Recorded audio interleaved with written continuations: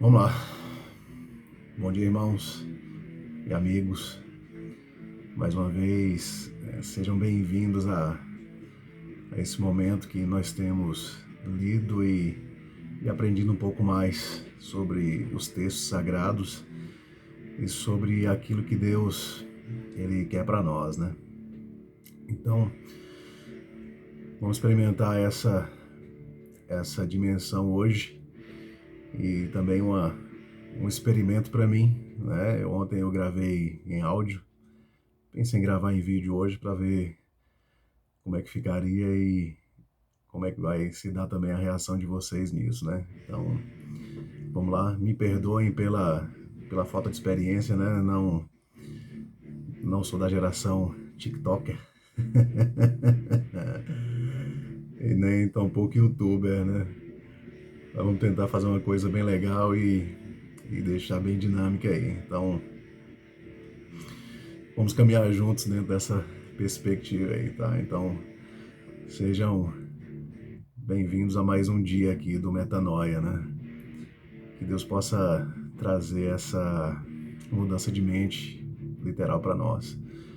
Como o próprio símbolo, né, do nosso grupo, que pode soar um pouco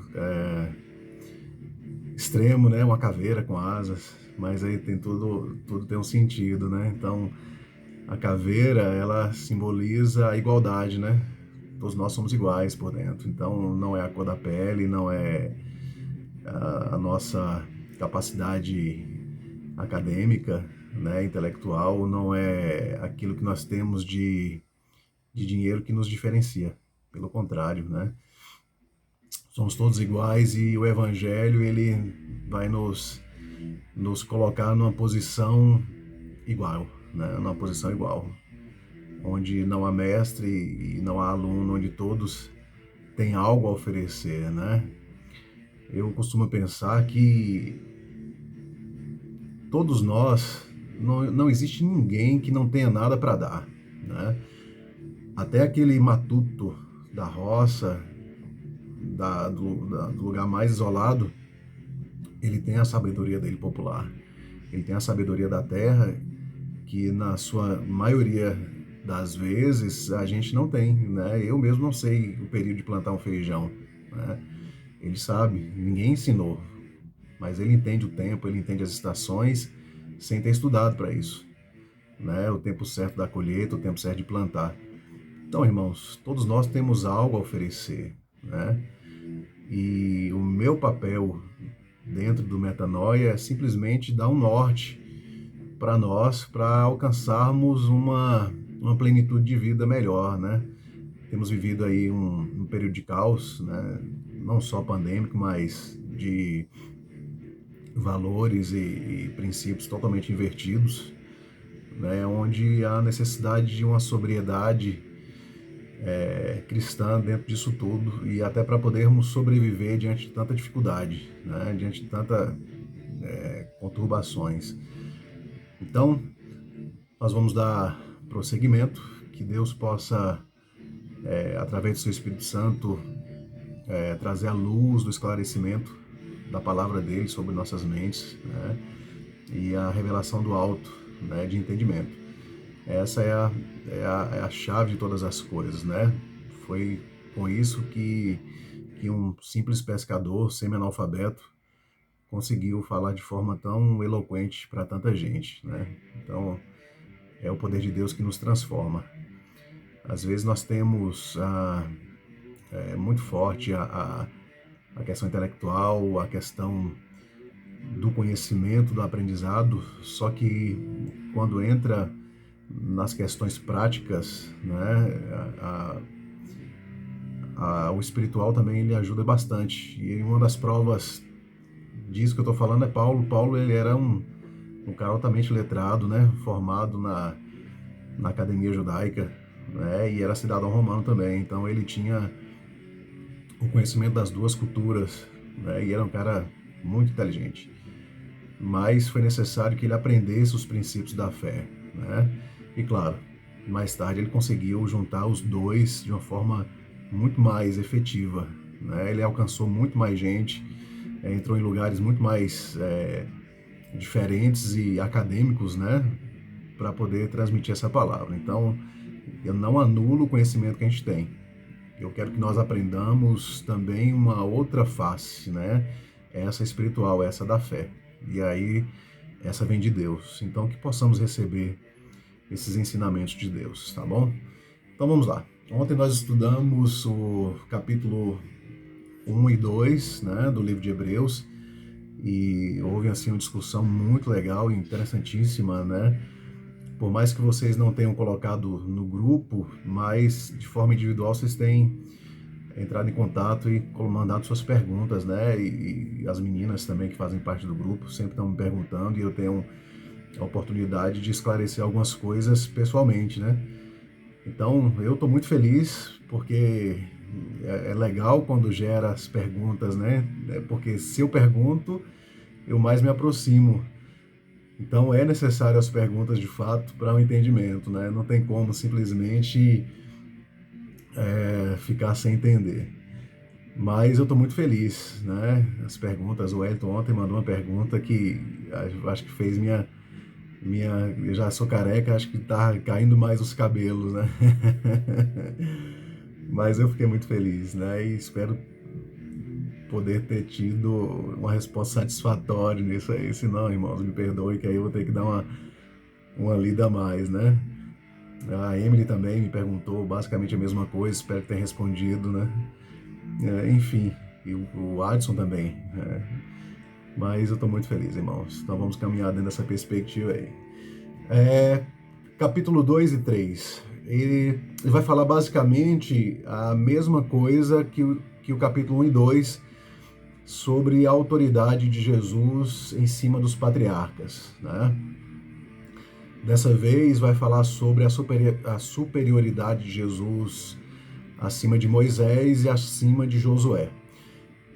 Esses dois têm uma conotação mais importante e muito mais simbólica,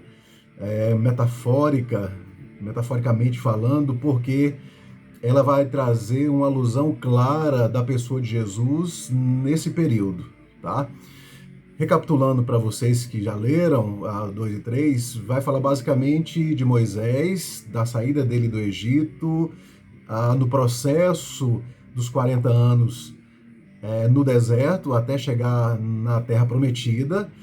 Logo após isso, Moisés ele morre, ele não entra, juntamente com a sua grande maioria dos israelitas que saíram com ele no deserto, né, da geração que saiu com ele no deserto, e quem entra é Josué. Então, irmãos, essa configuração tem um sentido muito forte e ela aponta de forma bem específica, né, a Jesus Cristo. E você vai ver falar em dois momentos dentro do texto, entre manter a fé, manter a perseverança, ouvir a voz de Deus e não perder a fé, né? Ou ter uma apostasia, né? Onde você nega tudo aquilo que você viu e viveu. São relembrados que aquele povo viu os milagres de Deus de forma muito, muito poderosas e mesmo assim eles não acreditaram, tiveram incredulidade para com o chamado que Deus tinha dado até aquele momento para entrar na terra, que era necessário manter a fé, manter a perseverança. Então, o autor começa a dizer que é superior a Moisés, por um motivo, irmãos, tá? Nós esclarecemos tudo isso nos capítulos anteriores, né? Só para vocês lembrarem. Então, o que acontece? Moisés foi uma figura importantíssima e um divisor de águas na terra, literalmente um divisor de águas, né? Para o israelita, por quê? Pensa que com a chegada de José no Egito, e José se torna governador do Egito, né? Se torna uma pessoa importante, influente diante do faraó, era o mesmo período em que estava se passando uma fome em toda aquela região. José, então, tem contato com seus irmãos, por causa disso, há todo aquele perdão, toda aquela reconciliação, né? Porque os irmãos venderam José, tem toda uma história aí, depois a gente pode entrar dentro dessa questão. E então, nesse apaziguamento familiar, José pede para que todo aquele povo daquela região, não só os seus irmãos e seu pai Jacó, mas todos viessem até o Egito e ali passasse um tempo para poder não morrerem de fome e para poder se estabelecerem. E é o que acontece, né? O povo então se estabelece no Egito, morre-se José, entra outro faraó, e nesse inteirinho de tempo, o povo de Israel cresce de uma forma exagerada, né? Chegando ao ponto até de ter quase a população igual ou maior do que os próprios egípcios. Pensando nisso, Faraó então o faraó vigente fica com medo, né? Escraviza o povo para que eles não saiam da linha e não se rebelam. Tem aquela parte em que eles matam as crianças justamente para evitar uma maior ascensão dos israelitas, e o povo então passa a viver debaixo desse jugo. Nesse inteirinho, então, nasce Moisés, e a gente já sabe a história, era uma das crianças que iriam ser mortas, né, pelo censo egípcio. A mãe então coloca Moisés no rio e vai chegar até a filha do faraó, que pega e cria Moisés dentro do palácio. Então, Moisés cresce dentro dessa perspectiva, dentro do palácio, aprende todo os requisitos de um príncipe, né, em todos os aspectos, literatura, enfim, em tudo que o Egito poderia oferecer, ele cresce dentro do palácio literal. Ele então, acontece várias coisas, ele mata um egípcio, ele foge de medo e casa com uma mulher do deserto, encontra Deus numa sarça ardente, né? Essas aí são histórias bastante interessantes, a gente pode discutir isso de uma outra forma, e estou dando só uma pincelada rápida para o entendimento. Enfim, ele recebe um chamado de Deus e Deus é muito claro com ele, dizendo que você vai tirar o povo do Egito, tá? Então Moisés tem toda aquela saga, as 10 pragas, tira o povo do Egito, tá? Aí agora que é interessante, irmãos, nós temos que começar a entender as analogias da coisa, tá? Até chegar no ponto em que eu quero dizer. Moisés, ele tira o povo do Egito e vai levar até a terra prometida, tá? Do Egito à terra prometida. Tá? Essa é uma clara alusão do que Deus preparou para nós na pessoa de Jesus. Então, tenta entender o Egito como o mundo, né? O mundo em que vivemos, com suas regras, com seus pecados, com tudo aquilo que tem para oferecer. O povo de Israel é a figura de nós como cristãos que agora aceitamos a Cristo, entendemos a Cristo. E então somos transportados deste mundo de pecado para uma terra prometida de descanso, né? Você vai ver essa palavra sendo repetida várias vezes, uma terra de descanso. Então, essa passagem do Egito até a terra prometida é basicamente apontando para aquilo que Jesus Cristo vai fazer conosco. Aquilo que Jesus Cristo vai fazer conosco.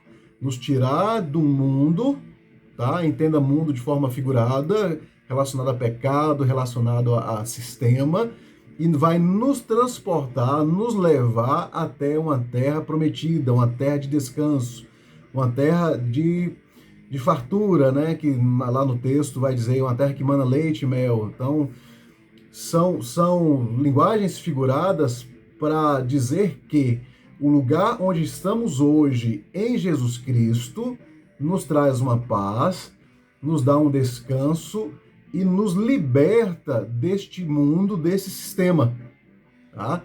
Então, Moisés foi uma figura clara de um Jesus que faz esse transporte, essa transição de um lugar para outro. Então, quando o povo de Israel ele sai do Egito, atravessa o Mar Vermelho e passa 40 anos no deserto, existem duas questões que é bem interessante, porque do lugar onde eles estavam até a Terra Prometida era 40 dias de caminhada. Só para você ter ideia, 40 dias de caminhada. Só que eles levam 40 anos para chegar. Por quê? Justamente por conta de dois fatores, a dureza do coração e a incredulidade do povo que saiu do Egito nesse período. Nessa passagem, então, é como se Deus fizesse eles andarem 40 anos em círculos para poder purificar e para trazer novos conceitos e nova dinâmica de entendimento. Porque o que acontece? O povo de Israel, ele sai com toda aquela carga aprendida do Egito e era necessário aprender uma nova cultura, né? É como se eles tivessem que aprender novamente os conceitos de Deus. Lembrando que eles tinham o conceito de Deus como povo por conta de Abraão, de Isaac e de Jacó, que foi passando a experiência deles de forma verbal e até chegar ao povo que se estabelece ali. Por isso que eles tinham o conceito de Deus. Mas eles ainda não tinham aprendido de fato quem era Deus. Eles tinham as experiências contadas dos patriarcas. Então, no deserto, Deus começa a se manifestar e de forma palpável dentro dos milagres e maravilhas ali no deserto, a fim de que Israel aprendesse quem era Deus. E nesse período também Deus cria as leis, os 10 mandamentos, criam leis comportamentais para que o povo ele fosse se tornando uma nação. Eu acredito, irmãos, que um povo só se torna um povo, uma nação, quando se cria leis e regras para regi-la. Eu posso estar enganado, mas no nosso grupo tem Lúcio, que é advogado, ele entende de leis, ele pode até depois dar uma pincelada mais nesse aspecto aí. Mas você só se caracteriza como uma nação quando se cria leis e regras de convívio sociais, comportamentais, né? Então a nação brasileira existe, a nossa Constituição, então é necessário ter. Então nesse período é quando Moisés vai começando a dar característica a esse povo, mas os 40 anos foi necessário e toda essa geração que saiu do Egito, que andou com Moisés, eles morreram juntamente com Moisés para iniciar uma nova geração. E essa nova geração foi a que entrou no deserto, na Terra Prometida. Por quê? A dureza do coração e a incredulidade diante de Deus. Está aí também mais uma metáfora relacionada a nós hoje, comparado com o Israel ali do deserto. Então, irmãos, quando nós entendemos Jesus Cristo e aceitamos a Jesus como nosso Senhor e Salvador, e passamos a viver uma vida cristã, esse período de transição entre o mundo e aquilo que nos aguarda no mundo futuro, ou naquilo que nos aguarda o hoje, é necessário esse período de deserto de aprendizado. Por isso que o autor em Hebreus vai dizer o tempo todo, olha, se ouvirdes a voz de Deus, não endureça o vosso coração, sempre remetendo aos fatos do deserto, para que o processo de crescimento e aprendizagem ele seja um facilitador para alcançar essa terra prometida. Então, ser cristão, usando essa analogia que é usada em Hebreus, quer dizer que para minha chegada até uma terra prometida, um lugar de descanso, é necessário que eu aprenda. É necessário que eu experimente a fé, é necessário que eu veja os milagres e tire a incredulidade do meu coração, que eu não venha ter um coração duro de entendimento, e aqui é engraçado que o coração aqui parece que é a fonte do raciocínio, né? Mas eu vou tirar o coração e botar o raciocínio, tá? Que é o que quer dizer ali, né? Na questão da mudança do entendimento, justamente para poder chegar a esse lugar prometido.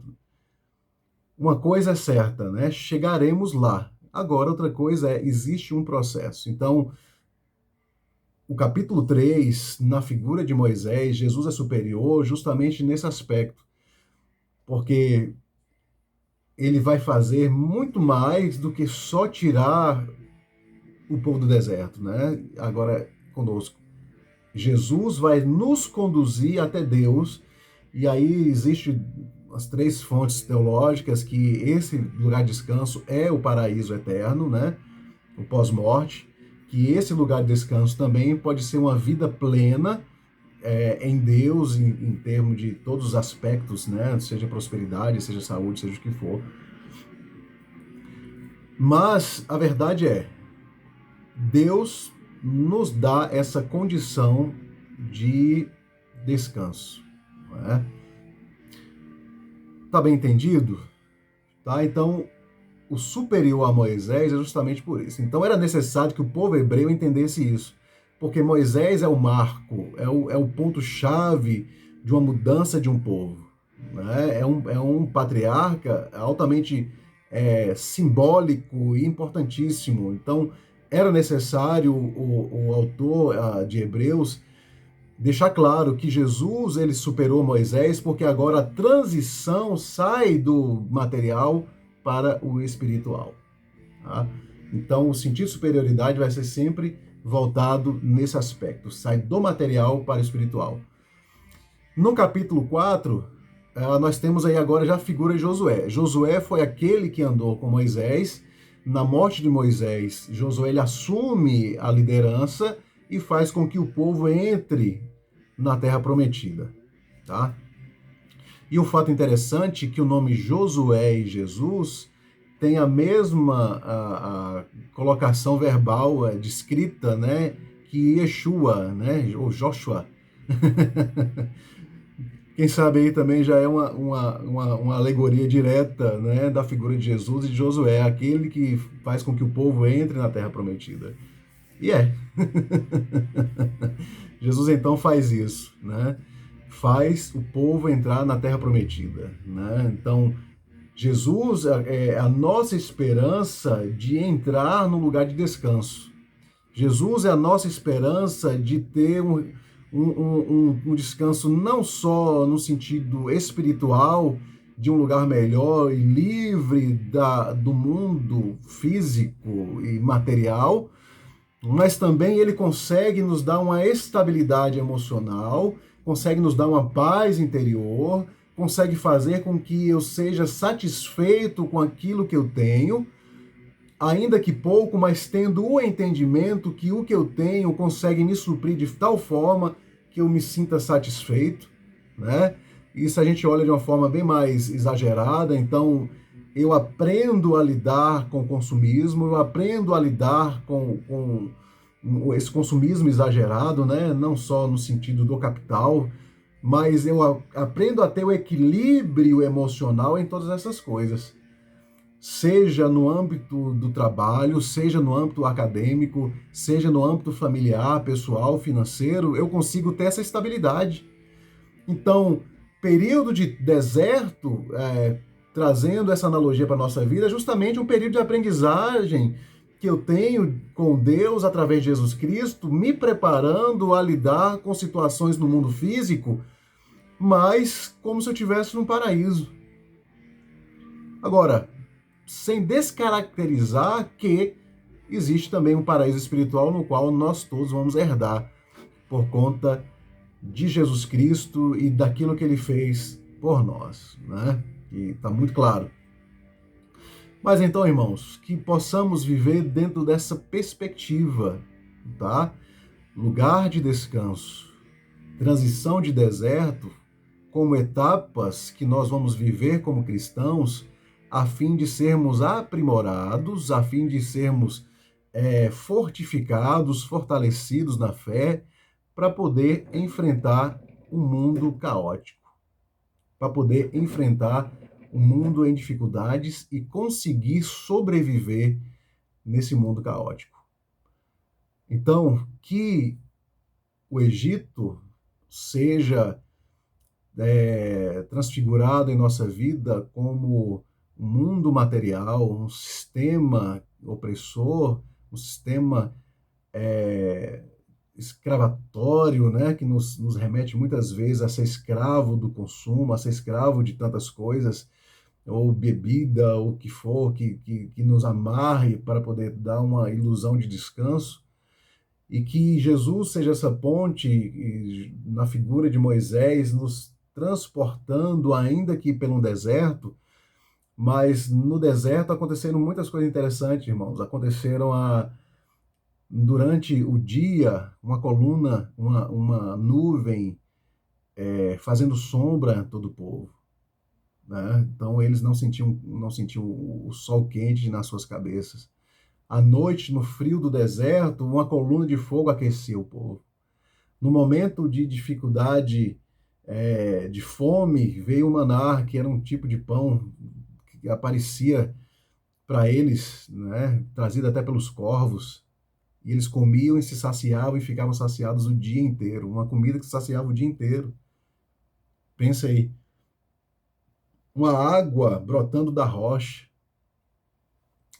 Então, irmãos, são milagres sucessivos e eu não vou nem entrar na questão da forma como o israelita ele absorveu isso tudo, errando, construindo estátuas de adoração. É muito louco. Um dia nós vamos entrar nessas questões. Um povo muito doido, cara. Então era necessário esses 40 anos para se purificar, para mudar um novo sistema, para implantar novas questões. E às vezes é necessário a gente despir desse Egito na nossa vida, desses conhecimentos, desses conceitos, desses padrões, para aprender algo novo na frente, para assim alcançarmos um lugar de descanso. Então, não sejam incrédulos, não endureçam o coração de vocês, mas simplesmente deixem esse processo entrar na vida de vocês para que vocês experimentem a boa e agradável vontade de Deus. Tá? Me perdoem, né? Velhos hábitos, então acaba parecendo mais como uma pregação do que propriamente um ensino. Mas é meu jeito, irmãos. Então vão me corrigindo aí, vão me dando dicas, tá? Para poder melhorar a minha didática. Que Deus abençoe vocês. O vídeo ficou um pouco longo, mas espero que gostem e possa abençoar a vida de vocês. Depois nós vamos discutindo mais coisas, tá? Deus abençoe. Até amanhã.